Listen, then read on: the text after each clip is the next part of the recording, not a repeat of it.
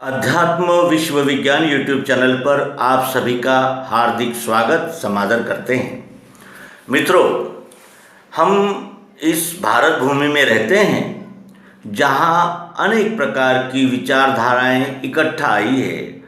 हजारों प्रकार के संप्रदाय, मत, पंथ और विचारधाराएं, दर्शन शास्त्र का ये एक प्रकार का मेला इस भारत भूमि पर लगा हुआ है और हजारों साल से इस मेले को हम सबके अलग अलग मत है, सबको स्वतंत्रता मिलनी चाहिए, इस भूमिका को लेकर सबको स्वतंत्रता देते हैं कि वो अपने उपासना पद्धतियों का, अपनी मान्यताओं का और अपने विचारों का संरक्षण करे और प्रचार प्रसार भी करे। धर्मांतरण ये सभी देशों में रिस्ट्रिक्टेड है, यानी उस पर नियंत्रण है, लेकिन ये भारत ही ऐसा देश है जो धर्मांतरण करने के लिए अन्य धर्मावलंबियों को अपने देश में आमंत्रित करता है, उन्हें संरक्षण देता है, उनको सहायता देता है, उनकी मदद करता है और उन्हें भारत का सर्वोच्च उपहार, सर्वोच्च यानी सम्मान भी अर्पण करता है। और वो इसलिए करता है कि वो सेवाभावी कार्य करते हैं। तो सेवाभावी कार्य की आड़ में अनेक प्रकार के धर्मांतरण के प्रयास होते हैं और धर्मांतरण होने वाले जो लोग होते हैं उनको कहा जाता है कि आप जो भारतीय लोगों का जो एक सांस्कृतिक वैभव है उसे आप छोड़ दीजिए। जैसे मंगलसूत्र पहनना छोड़ दीजिए, आप बिंदी लगाना छोड़ दीजिए, क्योंकि ये दकियानुसी है, ये अंधविश्वास है, ये अंधानुकरण है। और आप क्या कीजिए तो यानी मांस खाइए और शराब पीजिए, क्लब में जाइए और सब कुछ कीजिए जो भी आपको करना है। केवल आपको एक विशिष्ट दिन, एक विशिष्ट प्रार्थना स्थल में आना है और क्षमा मांग लेनी है, और ईश्वर तो बड़ा दयालु है, वो सबको क्षमा कर देता है। इस प्रकार की दुरंगी चालों को चलकर आज ये भारत आधा धर्मांतरित हो चुका है और धर्मांतरित होने के बाद भी उन्होंने अपने नाम वैसे ही रखे हैं, नाम वैसे ही है और काम बदल गए हैं। और जब भी कोई धर्मांतरण करता है तो उसकी जो निष्ठा है वो बदल जाती है। जब हम विदेशियों के धर्म का अवलंबन करने लगते हैं, विदेशी धर्म को स्वीकार करते हैं, तब हम अपने ही परंपराओं से और अपने ही रीति रिवाज, सभ्यता, संस्कृति, नीतिमत्ता और जो यानी जिसे कहते हैं कि हमारे जो मानक है, नीति के मानक है, उनका ही द्वेष करना शुरू कर देते हैं। क्योंकि ये धर्मांतरित जो लोग करते हैं उनको ऐसा ही पाठ पढ़ाया जाता है जिससे वो अपनी ही मिट्टी से बैर करे, अपने ही मिट्टी का द्वेष करे और अपनी ही मिट्टी को लज्जित करे और प्रसंग आने पर अपनी ही मिट्टी के साथ गद्दारी करे। और इसके अनेक उदाहरण हमारे सामने हैं। हम विषय के गहराई में नहीं जाएंगे क्योंकि आप सब प्रबुद्ध हैं, आप सब जानते हैं। और ये परंपरा आज से नहीं चल रही है, कई वर्षों से ये खेल चल रहा है। और जब भी हम धर्मांतरण की चर्चा करने लगते हैं तो लोग कहते हैं कि आप दकियानुसी हो, अभिव्यक्ति का स्वतंत्रता नहीं है। आज विश्व एक परिवार की तरह है और आप धर्मांतरण के विरोध में हैं। तो आप धर्मांतरण के विरोध में क्यों हैं? क्योंकि धर्मांतरण ये तो अभिव्यक्ति की स्वतंत्रता है। जो जिस धर्म में जाना चाहता है, जो जिस पंथ संप्रदाय का अवलंबन करना चाहता है, उसका आपने स्वीकार करना चाहिए। क्योंकि यही तो अभिव्यक्ति की स्वतंत्रता है कि मनुष्य चाहे जिस पंथ में चला जाए, चाहे जिस संप्रदाय में चला जाए। और ऐसा कहते हुए साथ ही वो ये भी जोड़ देते हैं कि भाई हमारे संप्रदाय के लोगों की इतनी संख्या है तो हम अल्पसंख्यक है, हमको यहाँ के नागरिक कानूनों में ये छूट मिलनी चाहिए, हमें ये मिलना चाहिए, हमें वो मिलना चाहिए, हमें इस प्रकार की फैसिलिटी चाहिए। हमें अपने धर्म यानी जो सांप्रदायिक स्थल है हमारे, यानी जिसे कहते हैं कि हमारे संप्रदाय के जो परम महत्वपूर्ण जो स्थल है, उनकी यात्रा करने के लिए हमें सब्सिडी चाहिए, हमें छूट चाहिए, और ये हमारा अधिकार है क्योंकि हम आपके नागरिक भी हैं। तो पहले धर्मांतरण करो, उसके बाद अल्पसंख्याक इस नाम पर हम सुविधाएं मांगे, और फिर अगर हमको सुविधाएं नहीं दी जाए तो अंतर्राष्ट्रीय स्तर पर हम अपने ही देश को बदनाम करें और वहाँ के लोगों को ये कहे कि देखिए, धर्म के नाम पर, संप्रदाय के नाम पर भारत में कितना बड़ा द्वेष हो रहा है और कितनी बड़ी हिंसा और कितना बड़ा भेदभाव हो रहा है।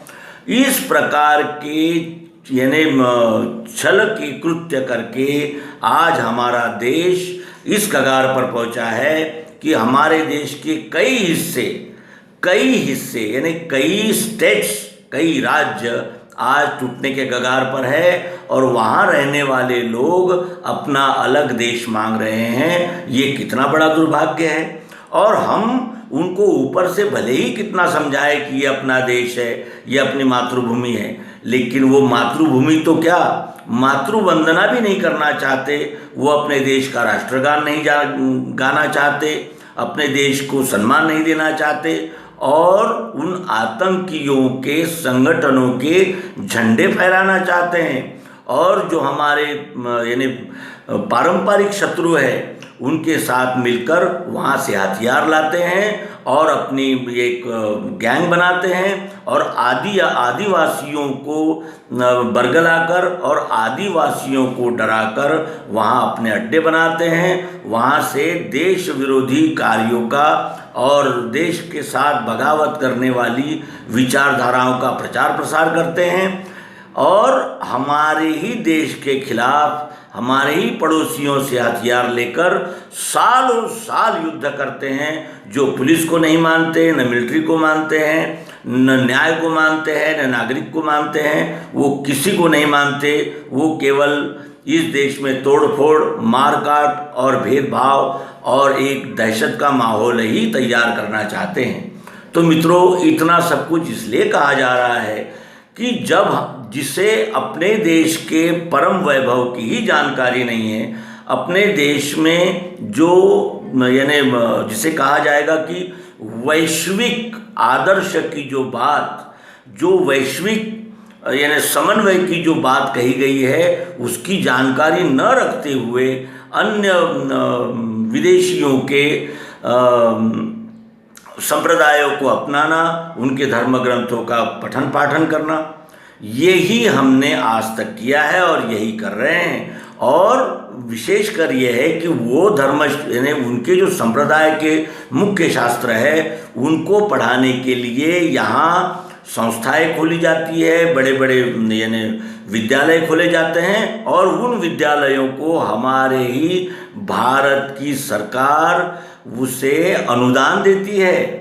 वो जो अन्य पंथों के संप्रदायों के जो यानी शिक्षक है, उनको मानधन देती है, प्रति महीना देती है, और वो उन संस्थाओं को डोनेशन यानी अनुदान देती है, उनका संरक्षण करती है।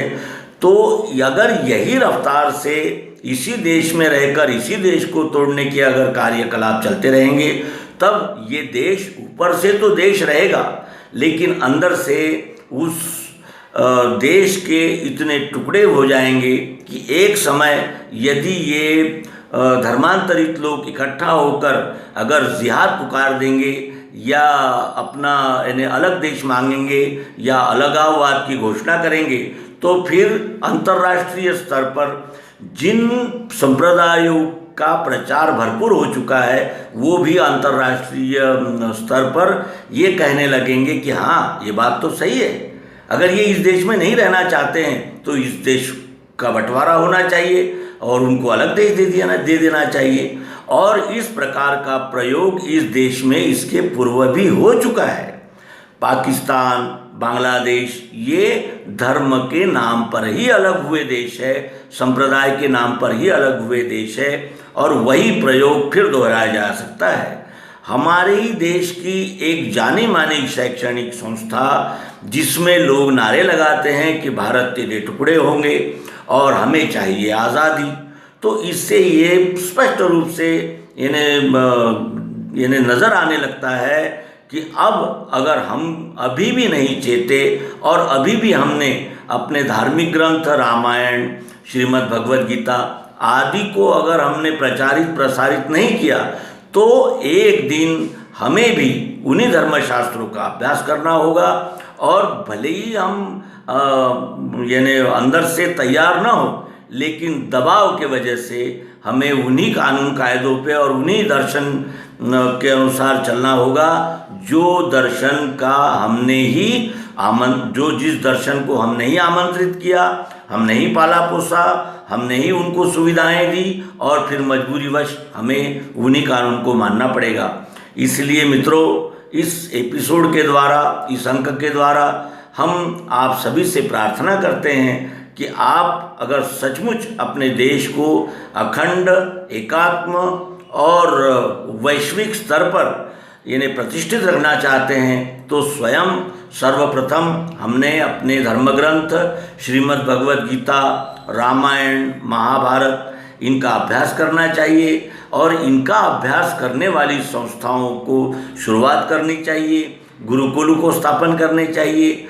जो लाखों अरबों रुपया, लाखों करोड़ों रुपया जो हमारे बड़ी बड़ी मंदिरों में और बड़े बड़े धार्मिक संस्थानों में जमा है, उसका उपयोग हम इन गुरुकुलों को शुरुआत करके और गुरुकुलों को चलाने के लिए कर सकते हैं। इतना ही कहकर इस अंक का समापन करेंगे।